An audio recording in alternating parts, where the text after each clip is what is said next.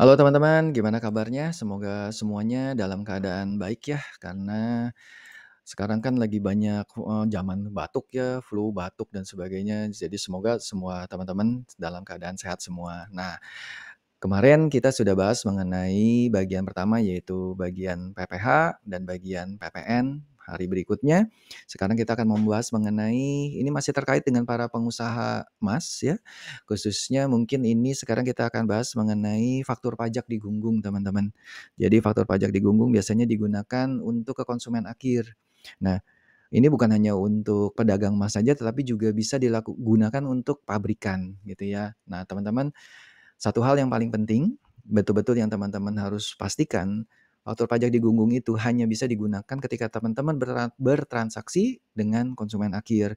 Selain konsumen akhir teman-teman jangan bikin ya, nanti nanti teman-teman kena denda gitu ya. Oke, kita langsung ya teman-teman.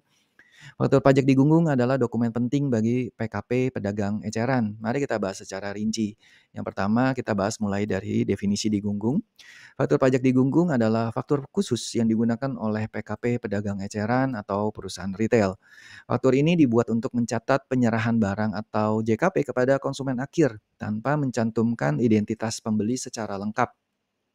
Istilah digunggung sendiri berarti jumlah, sejumlah, atau sebanyak yang mengacu pada penjumlahan PPN dari beberapa transaksi. Syarat PKP dapat membuat faktur pajak eceran adalah siapa atau jenis industri apa yang tidak dapat nih, yang nggak boleh sekalipun dia bertransaksi dengan konsumen akhir, tapi dia nggak boleh bikin gitu ya. Nah itu ada ketentuannya teman-teman. Nah PKP dapat membuat faktur pajak eceran ini jika memenuhi syarat sebagai berikut, melakukan penyerahan BKP atau JKP kepada konsumen akhir. Nah, teman-teman kita harus baca nih konsumen akhir itu tuh karakteristiknya gimana? Yaitu pembeli barang ataupun penerima jasa yang mengkonsumsi secara langsung teman-teman ya. Secara langsung barang atau jasa yang dibeli atau diterima dan pembeli barang dan atau penerima jasa tidak menggunakan ataupun memanfaatkan barang dan atau jasa yang dibeli atau diterima untuk kegiatan usaha. Jadi kalau dia beli, furniture, ya dia beli untuk dia pakai. Begitu juga kalau dia beli emas, ya dia akan gunakan untuk dirinya gitu ya. Jadi bukan digunakan untuk kegiatan usaha dia gitu, ya. Kemudian transaksi dilakukan di tempat penjualan seperti, kios, toko, atau tempat penyerahan jasa langsung kepada konsumen akhir, atau langsung mendatangi konsumen akhir. Transaksi dilakukan tanpa didahului penawaran tertulis, kontrak, lelang, dan sejenisnya, melainkan langsung aja ya. Jadi datang terus kemudian beli, ya beli jual aja biasa gitu.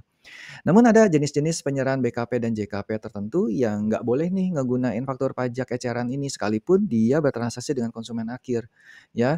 Jenisnya apa? Yaitu angkutan darat berupa kendaraan bermotor. Jadi kalau teman-teman misalnya contoh ada Honda, Mitsubishi, kemudian BYD, apapun, sekalipun dia bertransaksi dengan konsumen akhir, tentunya banyaknya konsumen akhir gitu ya.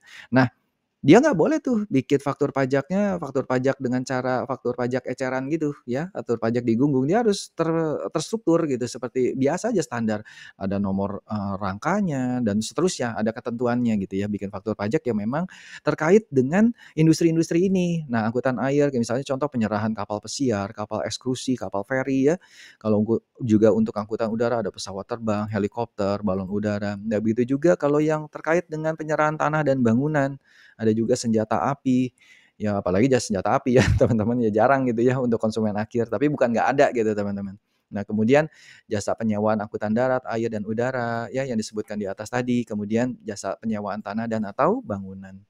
Nah kemudian apa itu konsumen akhir ya tadi kita udah bahas jadi kita next saja. Nah satu hal yang paling penting teman-teman, salah satu hal yang paling penting bahwa faktur pajak eceran itu bukan cuman yang normal-normal aja gitu teman-teman. Jadi faktur pajak eceran itu bisa dibuat juga untuk yang mendapatkan fasilitas PPN. PKP pedagang eceran dapat membuat faktur pajak digunggung untuk penyerahan BKP dan atau JKP yang mendapatkan fasilitas PPN tidak dipungut, dibebaskan dari pengenaan PPN, atau PPN dan PPNBM-nya ditanggung pemerintah. Dalam faktur pajak tersebut, PKP dapat mencantumkan keterangan mengenai fasilitas serta peraturan yang mendasarinya. Nah, kalau di sini juga ada pemakaian sendiri dan ada pemberian cuma-cuma juga, tapi kita nggak perlu bahas untuk itu ya. Jadi kita lebih arahnya untuk ke konsumen akhir.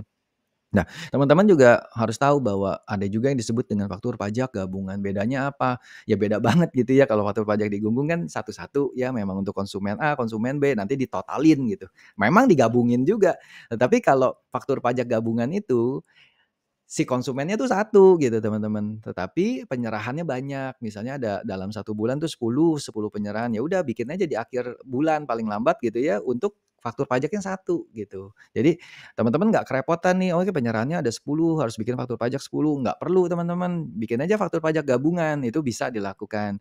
Kalau si konsumennya mau nerima gitu ya, kalau nggak mau nerima ya akhirnya bikin 10-10 juga gitu ya. Nah kemudian singkatnya faktur pajak digunggung adalah untuk banyak pembeli, digabungin gitu ya teman-teman, yang tidak teridentifikasi atau konsumen akhir. Sedangkan faktur pajak gabungan adalah untuk satu pembeli yang sama dalam satu bulan. Pastinya dia punya NPWP, punya NIK gitu ya. Nah, itu jadi identitasnya jelas teman-teman. Kemudian juga bahwa pembeli yang mendapatkan faktur pajak eceran, maka ini jelas ya teman-teman bahwa ketika si pembeli ini dapatnya faktur pajak eceran, ya nggak akan bisa dikreditkan untuk pajak masukannya gitu ya.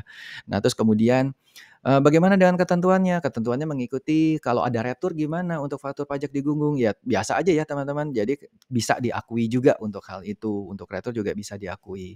Kemudian, nah ini contoh faktur pajak eceran nih teman-teman ya, yang baik gitu ya. Nah ini hanya saran ya teman-teman, jadi contoh tampilannya teman-teman bisa seperti ini, nama toko Anda dan sebagainya gitu ya, NPWP ataupun kalau teman-teman masih menggunakan NIK ya berarti posisinya ini harus dicantumkan gitu ya, terus kemudian ada alamat TKU-nya, tapi hati-hati juga sih teman-teman ini kalau ngegunain NIK hati-hati nih di sini nih, ya.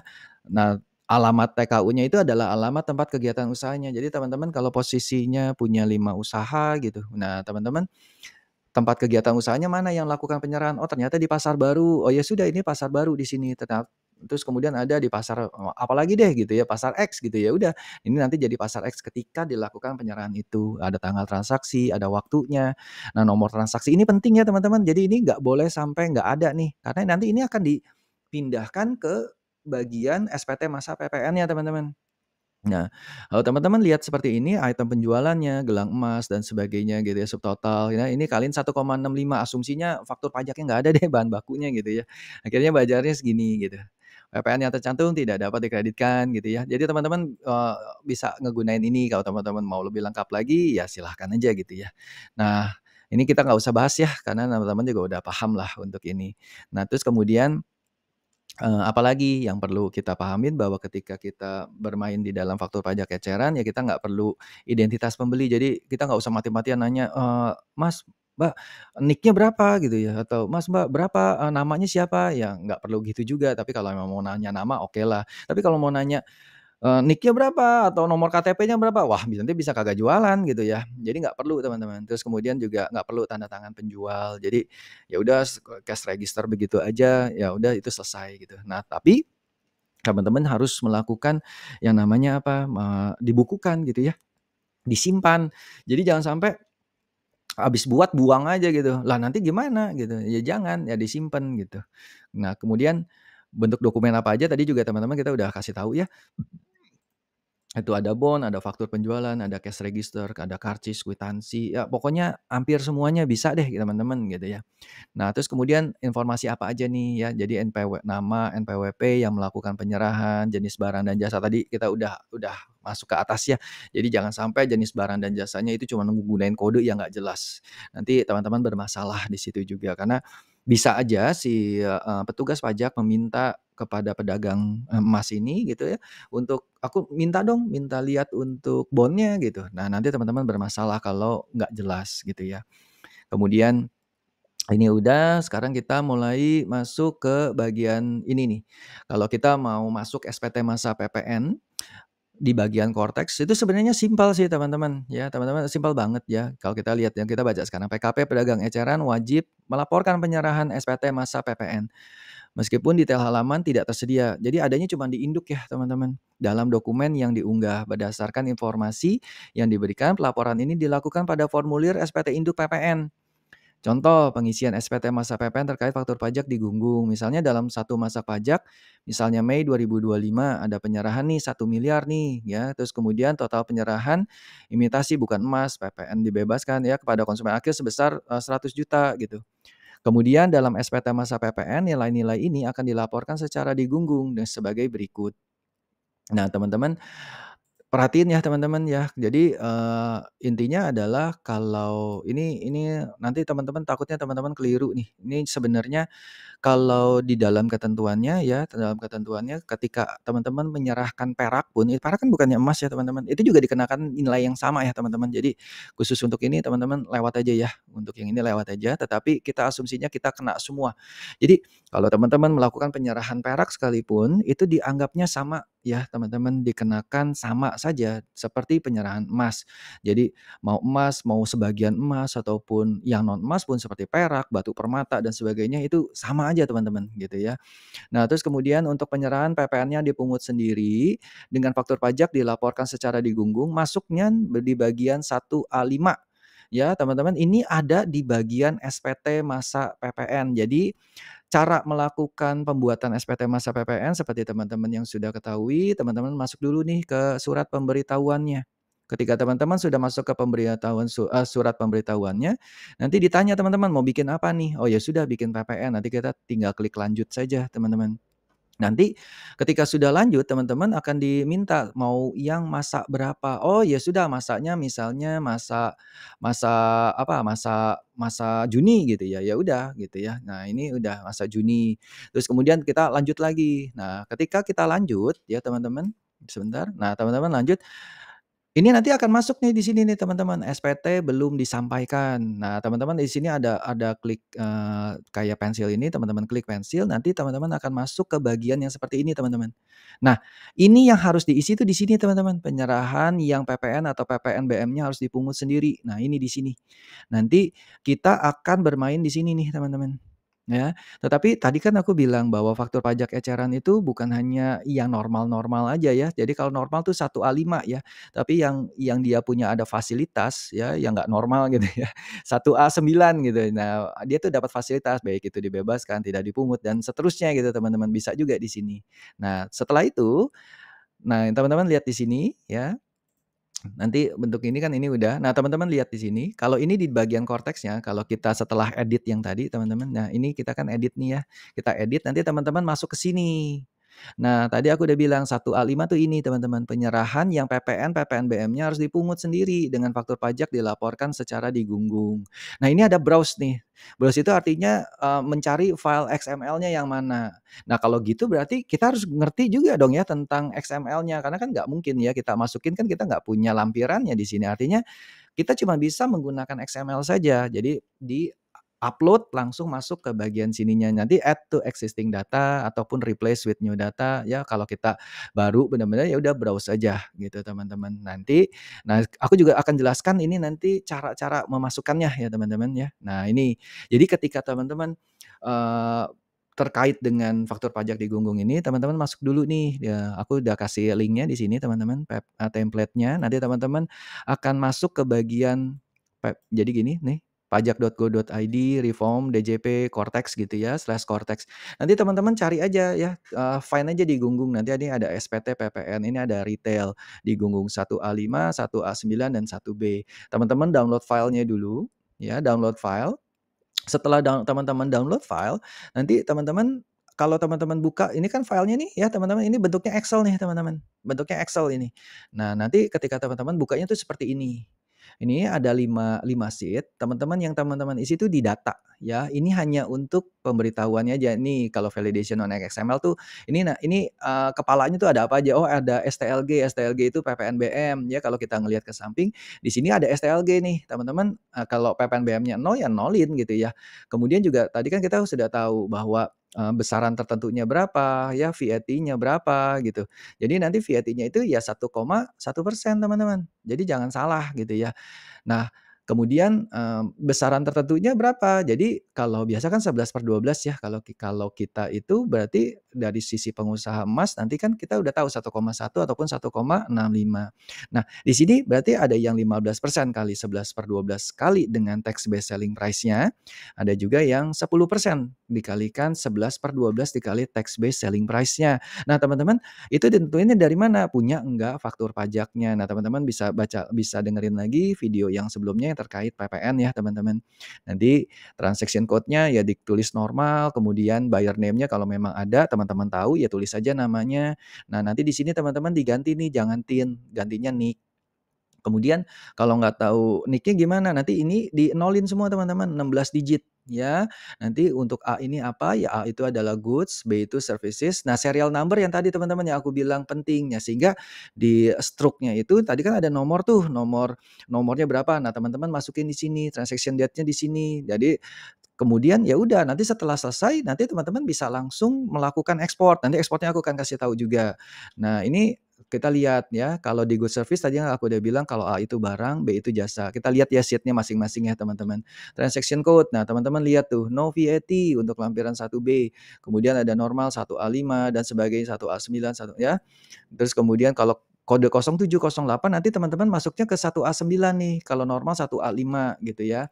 Ini kan ada yang terkait dibebaskan, ada juga yang tidak dipungut ataupun ditanggung pemerintah. Nah, terus teman-teman untuk bayar ID, teman-teman bisa memilih nih ada TIN, ada NIK ya. Kalau teman-teman ke orang pribadi ya pakainya NIK ya teman-teman. Nah, setelah itu semua berarti teman-teman isiannya udah lengkap nih. Nah, kalau udah lengkap gini teman-teman save dulu. Nah, udah save, sekarang kita harus merubah dari bentuk Excel ini kita akan harus rubah ke bentuk XML. Nah, caranya gimana? Caranya adalah buka dulu Microsoft Excel-nya. Lalu kita harus mengaktifasi ribbon developer ya, ribbon developer. Nah, caranya gimana? Masuk ke file, option, customize ribbon ya. Kemudian ada centang developer, tekan oke. Jadi adanya di mana? Nah, ini teman-teman, adanya di bagian sini ya. Ketika teman-teman masuk ke file, ini kalau nggak cukup ini ada di more ya, teman-teman. Ini ada option. Nah, teman-teman pilih option, kemudian teman-teman masuk ke customize ribbon. Nah, kalau teman cari-cari kan susah ya, ini adanya di main tab ya, tulisannya main tabs. Nah, ini ada developer, teman-teman tinggal add aja. Nanti ketika teman-teman sudah add, otomatis dia akan ada di bagian yang teman-teman pilih. Kalau mau dikebawahin juga bisa ya teman-teman, tinggal tarik aja drag and drop gitu ya. Nah, ketika udah, nanti teman-teman akan muncul. Nah, ribbon tuh yang kayak gini, maksudnya ribbon tuh gini teman-teman. Nah, yang paling penting itu ada di bagian sini teman-teman, ekspor. Nah, ekspor ini. Jadi kalau teman-teman sudah melakukan misalnya contoh ini gitu ya, ini udah selesai gitu ya teman-teman.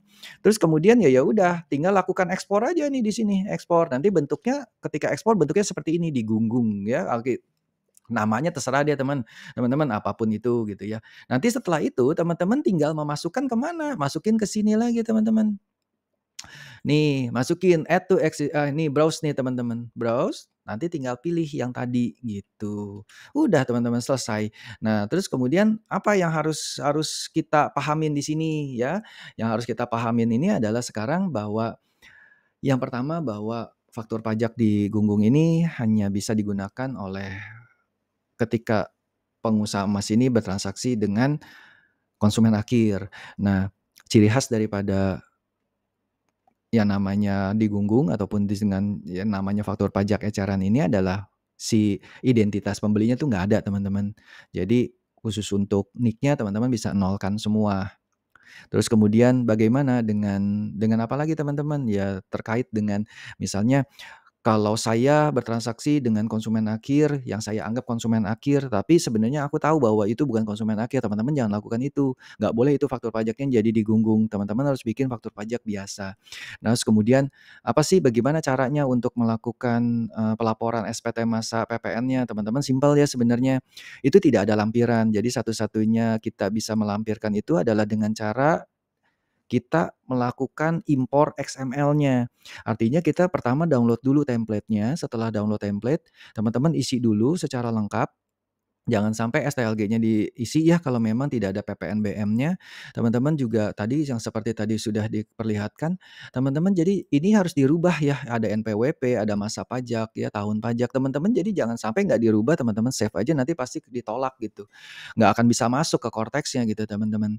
Nah, setelah itu semua teman-teman tinggal lakukan di bagian developer tab-nya ini kalau teman-teman belum ada, teman-teman tadi udah denger ya, masuk ke bagian customize ribbon. Nah, tinggal bagian ekspor aja. Nanti setelah ekspor ya udah teman-teman selesai di situ gitu. Nanti tinggal masukkan kembali dengan cara di browse yang adanya di sini. Gitu. Itu aja teman-teman, semoga video ini berguna buat kita semua. See you, bye-bye.